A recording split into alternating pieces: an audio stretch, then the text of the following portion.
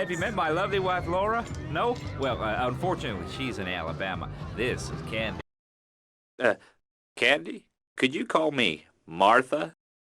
That's not entirely true, Maurice. My campaign also appealed to the poor, who are too stupid to understand what I'm saying, so I held up pretty pictures and I gave out candy bars to appeal to their most base instincts. Thanks, Maurice. I'm glad to be given this opportunity to set the record straight. I hope this isn't going to get personal. I love Vice City more than anyone, and I can prove it. Absolutely. Those statistics are interesting, but like all statistics, they are also irrelevant. Let me give you a better statistic, Chavez. In 1980, when I was elected, you were, according to the intelligence gathered on you, a man with no mission. You worked as a clown at birthday parties, corporate functions, bar mitzvahs, and go-go bars. You, realizing that you were a hollow man that can only take on the personality of others, decided to become an actor. And despite going up for 17 auditions that year, you only got work as a fluffer in a sex ed video. Your tax returns show that you earn less than $2,000. Suffering from anxiety, you attended group therapy for a year and considered getting a sex change. An idiot liberal felt sorry for you, and now you host your own radio show, write a newspaper column that lines my birdcage. You've got an ex-wife and attractive girlfriend, although she's married to your best friend, and you're on top of the world. So answer me this. Can you really say the years of living under my administration have been bad for you?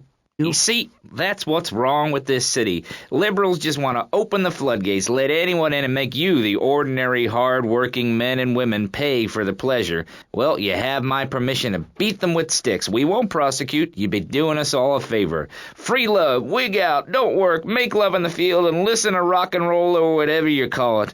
Meanwhile, Crashaw, I know your father. He's made a lot of money, which makes him a great person, but for every good conservative, they end up having some wacko commie kid just back from a vacation in the Orient who wants to share. Go take that sharing business to Cuba or Canada or somewhere. I don't have a trust fund or a rich daddy. I know what it is to be poor and to look at the world from the other side. I slept my way to the top. Now look. Stump-jumping Jethro is using all 3 of his brain cells to talk. Actually, if I remember correctly, you didn't win. Mary the meat-free mime won. In fact, under legislation I am proposing, all of you vegetarians would be kicked out of Vice City. We were given canines and bicuspids for a reason, to open packages of potato chips. You think what? Have you been snorting blocks? Have you read the Constitution? I've ensured important tax breaks for gun retailers, real estate developers, and I've cut the cost of policing, saving the city 2% or 25 cents per household over a 6-year period. So you suggest we just stop making babies? People need a place to park their boat and trailer and to put their swimming pool. You're beginning to sound red, and by that I mean you prefer a hammer and sickle over a hamburger. What does the rest of the world have to tell us about how to do things? Build more trains? Have people elect their leader rather than an elite electoral college? Ride a bike to work like a Girl Scout? Or a clown with dietary concerns? No thanks, Vladimir.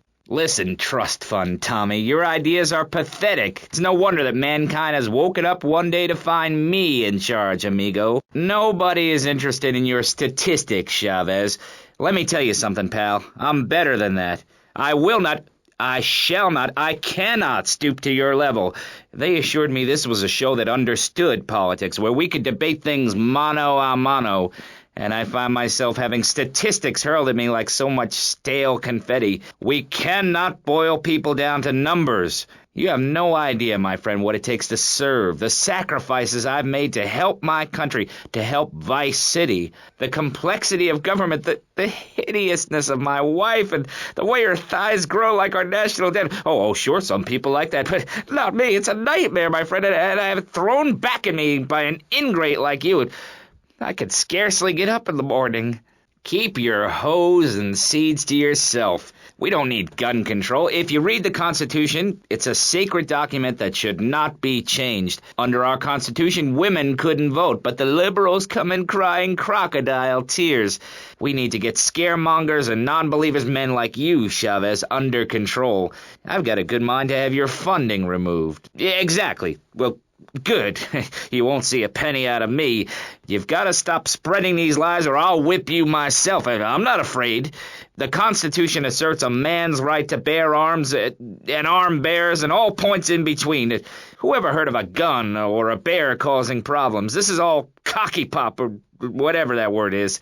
It keeps the place safe. Trouble is caused by unemployment, and unemployment comes from poor economic performance and lazy people. If you had a job, would you steal a car? Of course not. And if you had a high-rise condo, a mistress, and a seat on the board, would you run around graffitiing your name all over town and making a nuisance of yourself, spinning on your back and popping and locking and... Not a hope. It's simple. If you don't have a job, starve. Get out of my constituency. By force if necessary, and starve. Of course I am. Vice City is a growing city. Of course there are going to be some growing pains, but what I tell people is this. Gather up your life savings, buy yourself a piece of swamp, drain it, and get rid of the damn wildlife. Then apply for planning permission. Pretty soon you could have your own retirement community or resort destination holiday place. You can start making money out of the boom, the Shrub-inspired boom, and enjoy the kind of things sensible people have. Personal bodyguards, massive fences, and a bigger collection of guns than the other guy. It stands to reason. Baseball is our national sport, our national pastime, joining together as men in order to reward the act of running around in a circle. I will thank you not to take its name in vain, Chavez. Gangs are a myth put out by the liberal elite to patronize and demean the working man. I mean, what kind of right-minded youth from a poorer background is going to spend his time stealing things and posing in silly clothes when he could be getting ahead with a minimum wage job and making his parent proud? The dream of America is to live in a duplex and share a yard. Why would anyone want to threaten that great future? Answer me that and I'll show you a green dog. Your father is a great man. He's done more for the arms trade in this state than anyone else, myself included, and you shame him with the socialist, jiggery-pokery hootenanny. America needs hope, not songs that are supposed to send food to the poor.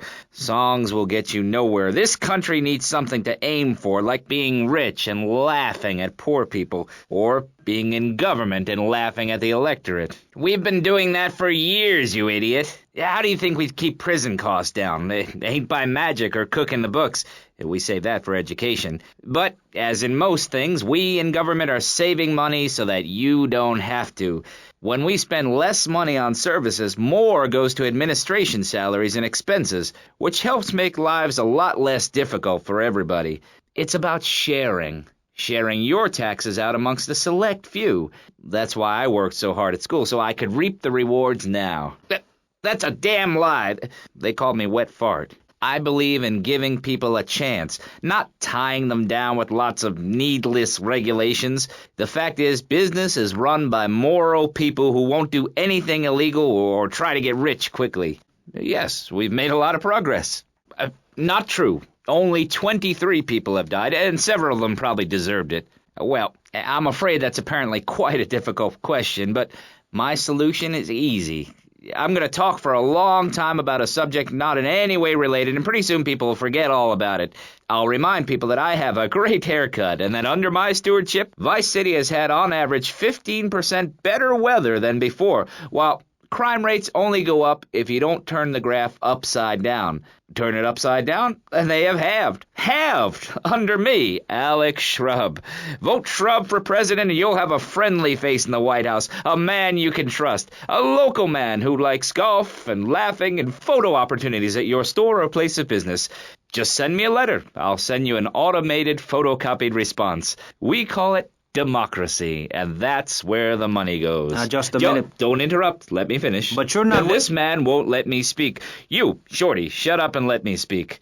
I'm taller than him, ladies and gentlemen, by at least 3 inches, which means I'm a lot more respectable looking.